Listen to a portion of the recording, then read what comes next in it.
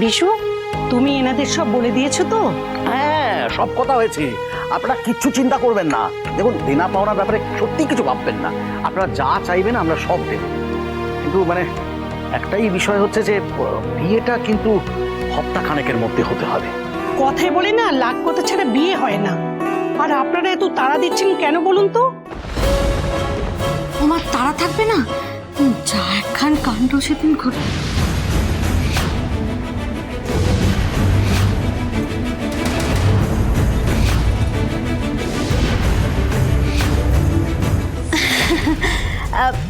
আসলে চারিদিকে যা সব কাণ্ড ঘটছে, বাড়িতে সমর্থ মেয়েকে বসিয়ে রাখার ভরসা পাই না। ওই তো ও পাড়ায় কোন একটা মেয়েকে একটা ছেলে ফুসলিয়ে নিয়ে গিয়ে বিয়ে করে এসেছে। আপনারাই বলুন, এইসব দেখার পর আমাদের বুকটা ঢিপ ঢিপ করবে না?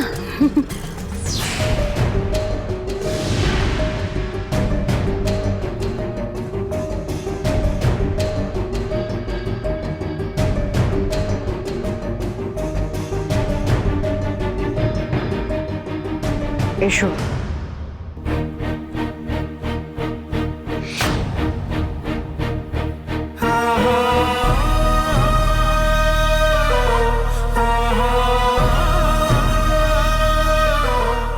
আমার মেজ বৌমা।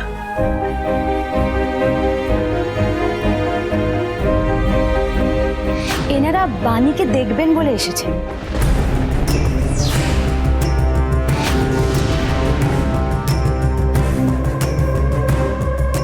আন্টি, এই বিয়েতে বাণীর মত নেওয়াটা একবার দরকার।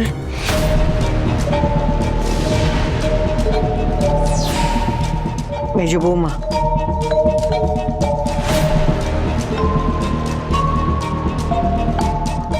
এদিকে এসো।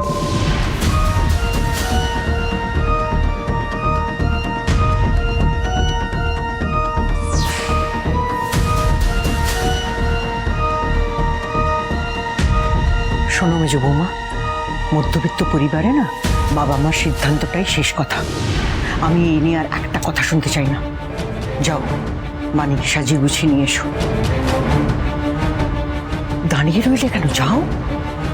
বৌদি ভাই, ওকেও সঙ্গে করে নিয়ে যাও। দুজনে মিলে মানিকে তৈরি করে নিয়ে এসো। কোথায় যাবো সোনা? মেজ বৌমা তোমায় বলে দেবে। যাও।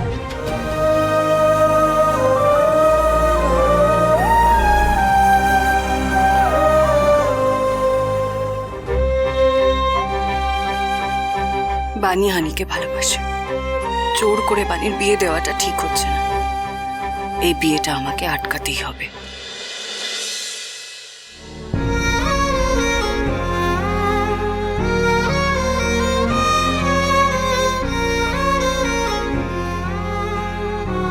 বাণী, বাণী,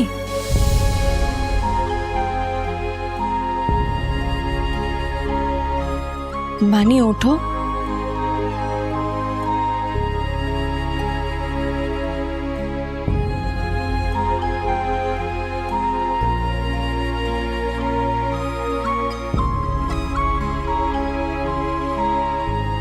বাণী, আন্টি তোমাকে সাজিয়ে দিতে বলল। কেন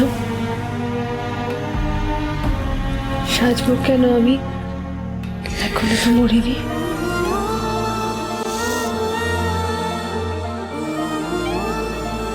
তুমি বাঁচবে বাণী, তুমি বাঁচবে। শুধু একবার আমার কথা শোনো। এখন একবার আমার সাথে সেজে তুমি চলো। কোথায় যাব?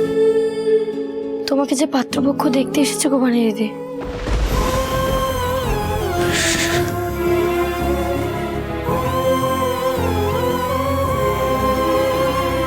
এই কারণে এত মিষ্টি মিষ্টি ব্যবহার করছিলে তুমি? বাড়িতে একেবারে পাত্র দেখতে চলে এলো। এই জন্যই ভালো মানুষই করতে এসেছিলে না সকালবেলা? আর এটা মতলব ছিল না? এবার আমি বুঝেছি, এটা মতলব ছিল তোমার। তুই আমার বিয়েটা দিয়ে নাম কিনতে চাইছো? আমার বিয়েটা হওয়ার পর তুমি নিশ্চয়ই মাকে গিয়ে বলবে। দেখলেন তো বাণীর একটা ভুল প্রেম কিভাবে ভেঙে আমি ওর বিয়ে দিয়ে দিলাম। এটা মতলব ছিল তোমার? মানি আমার এরকম কোনো মতলব নেই, আর কোনোদিন ছিলও না। চুপ!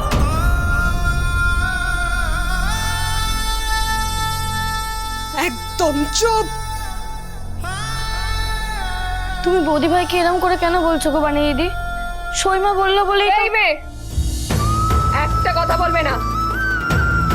বাড়ির বাইরের লোক হয়ে বাড়ির সব ব্যাপারে কথা বলার সাহস কে দিয়েছে তোমার? মাত্র দেখতে এসছে না মেজো বৌদি? বেশ, সাজবো, খুব সুন্দর করে সাজবো, যাতে একবার দেখাতেই ওদের কি পছন্দ হয়ে যায়। বিয়েটা সেটাও না হয় করে নেব।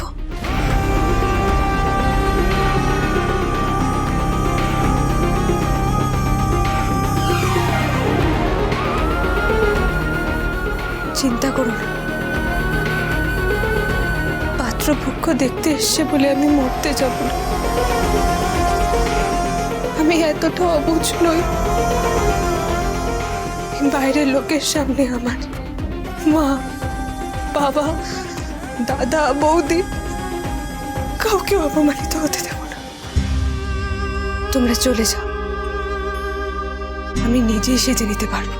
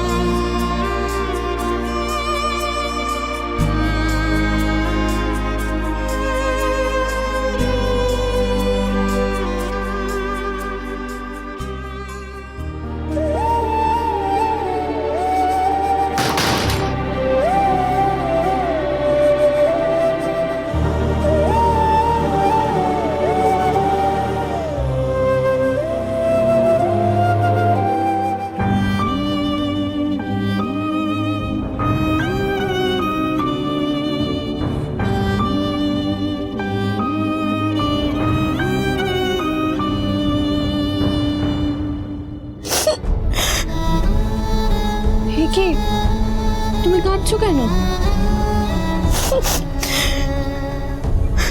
তোমার যে কোনো দোষ নেই গো বৌদি ভাই, এর সবচেয়ে বড় সাক্ষী তো আমি। বানি দিদি তোমার ওভাবে বলছে, আমার খুব কষ্ট হচ্ছে। তোর বোকা, বানি তো আমার ছোট্ট বোনের মতো। ও তো তার দিদিকে ভুল বুঝে তার উপর রাগ করতেই পারে, কিন্তু কি বলতো, আমি জানি বানির ভুল ভাঙলে আমাকে ঠিক আগের মতো ভালোবাসবে। আর আমি এও জানি যে বানির ভুল কিসে ভাঙবে, বানি কিসে সুখী হবে, বানি কিসে ভালো থাকবে। কি করলে গো বৌদি ভাই?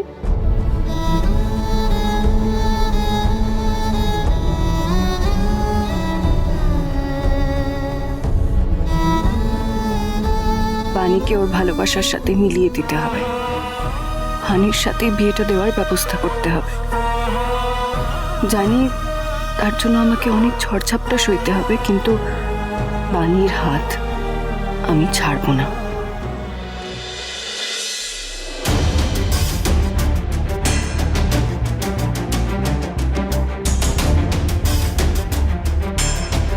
ডিসকাস্টিং।